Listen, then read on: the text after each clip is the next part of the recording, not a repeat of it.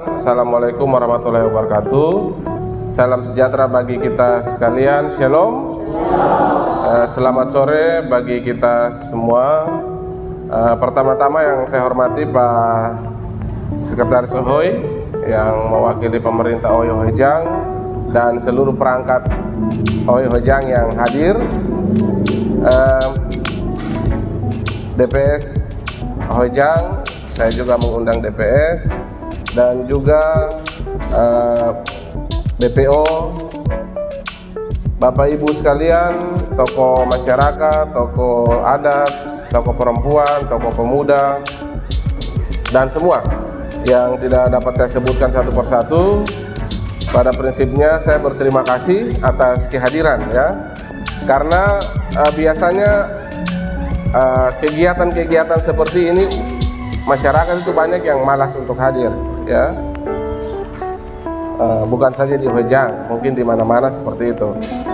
Sehingga yang kita harapkan dengan momen-momen seperti ini harus banyak masyarakat yang bisa hadir untuk dalam rangka kita berdiskusi, saya bisa mendengarkan aspirasi dari masyarakat.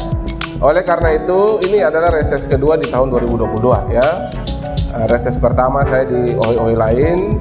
Nah, ini reses kedua lagi di tahun ini saya turun ke Ohojang, karena di tahun lalu juga saya sudah di Ohojang. Tahun 2022 saya mau turun untuk mungkin mendapatkan informasi lagi. Jadi saya pikir masyarakat Ohojang sudah tidak asing lagi apa itu reses. Reses itu di mana anggota DPRD turun ke dapilnya masing-masing, daerah pemilihan masing-masing untuk menyerap aspirasi dari masyarakat. Ya, ada usul saran, informasi-informasi yang mungkin akan disampaikan, nanti sebentar bisa disampaikan. Jadi satu tahun itu ada 3 kali reses ya, dalam satu tahun ada 3 kali masa sidang dan 3 kali reses. Sehingga ini masa sidang kedua, saya reses kedua. Maka saya menjadi wakil dari seluruh warga masyarakat, baik yang pilih dan tidak, tetap itu menjadi tanggung jawab saya untuk bagaimana bisa mendengarkan aspirasi ya. Oleh karena itu sudah periode kedua saya ya, duduk sebagai anggota DPRD. Kebetulan sekarang Tuhan kasih berkat lagi di periode kedua ini sebagai wakil ketua DPRD, dan jabatan di partai juga sebagai ketua Partai Amanat Nasional Kabupaten Maluku Tenggara. Dan ini merupakan satu rahmat besar dan sebenarnya kesempatan besar bagi kita masyarakat Ohojang ya, karena saya besar ya, saya lahir di KI Besar, tapi mulai dari kelas 3 SD tahun 86 itu saya sudah tinggal di Ohojang, di perumahan guru sana itu dari 86 sampai sekarang, dan saya umat paroki Ohojang. Sampai sekarang sudah dipercayakan sebagai ketua DPS. Ya, itu saya satu kepercayaan yang harus saya jaga ya, amanah dari umat, dari masyarakat khusus yang ada di OHOI Ohojang. Oleh karena itu sebenarnya dengan jabatan yang ada banyak kesempatan yang bisa saya buat. Saya harus tekankan ini karena saya tidak pernah melihat siapa yang pilih saya, siapa yang tidak pilih saya, itu tidak pernah saya lihat.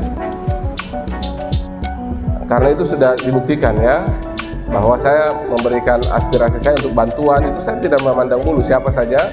Yang penting datang menyampaikan aspirasi, ya kita lihat mana yang menjadi prioritas. Bukan berarti semua yang disampaikan akan diakomodir. Ya kita lihat, karena kita juga dibatasi oleh kemampuan keuangan kita ya, kemampuan keuangan daerah, sehingga mana yang menjadi prioritas itulah yang nanti kita akan coba perjuangkan. Tahun ini di ibu-ibu di Ohojang ada beberapa orang saya kasih bantuan dari aspirasi. Yang belum nanti kan ada tahun depan, masih ada dua APBD lagi, masih ada 2023, masih ada 2024. Jadi tidak usah khawatir. Oleh karena itu kesempatan seperti ini harus hadir ya, harus hadir. Nah, jangan nanti dengar informasi setengah-setengah akhirnya ngomongnya lain seperti itu ya. Jadi hadir supaya mendengarkan, jadi sampaikan aspirasi, sehingga mungkin di tahun 2023 saya lihat oh mungkin ini yang prioritas ya, mungkin belum semua saya bantu sebagian, nanti sebagian sabar ya, karena di satu tahun itu ada 2 kali pembahasan APBD induk dibahas di tahun sebelumnya, sedangkan ada APBD perubahan lagi. Nah, sehingga mungkin yang belum masuk di APBD induk nanti kita coba lihat di APBD perubahan. Ini APBD perubahan bulan depan kita bahas. Tetapi karena kondisi keuangan memang APBD perubahan itu biasanya uangnya sedikit, bahkan tidak ada, sehingga memang banyak program yang tidak diakomodir di APBD perubahan. Mungkin hanya hal-hal yang mendesak, bersifat mendesak. Kira-kira masalah apa yang mendesak sekarang itu yang akan menjadi prioritas. Sedangkan masih ada kesempatan nanti di pembahasan APBD 2023 nanti pada bulan Oktober November. Oleh karena itu, kalau tidak salah ada 20 orang lebih yang saya kasih bantuan khusus di Ohojang, ya. Sedangkan total keseluruhan ada sekitar 200 orang yang saya kasih bantuan, baik di Langgur, Watek, Ohojang, Pemda, Van Werlir, Loon, Kelanit, ya, untuk tahun ini. Ya, ada di Sathean, di mana-mana keliling, ya.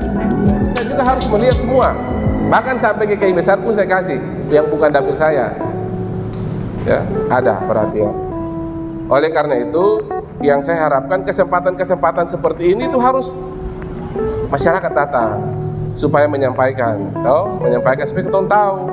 Oh, saya tinggal sekali di Ohojang, apalagi saya sebagai ketua DPS, saya harus punya tanggung jawab untuk bagaimana melihat umat yang ada di paroki Ohojang ini, ya. Ya, bukan saja umat Katolik, tapi ada juga umat Muslim, umat Protestan, semua harus kita lihat. Ya. Nah, sehingga yang saya harapkan sebentar kalau ada usul saran, ada informasi-informasi yang bisa disampaikan sehingga akan menjadi catatan bagi saya untuk perhatian di tahun 2023, ya. Jadi reses hari ini akan terjawab nanti di tahun 2023, ya. Nah, seperti itu. Yang diharapkan karena 2 tahun ini kita pandemi, kasihan. Dan HOI juga tidak bisa buat apa-apa karena 40% untuk BLT dan lain sebagainya.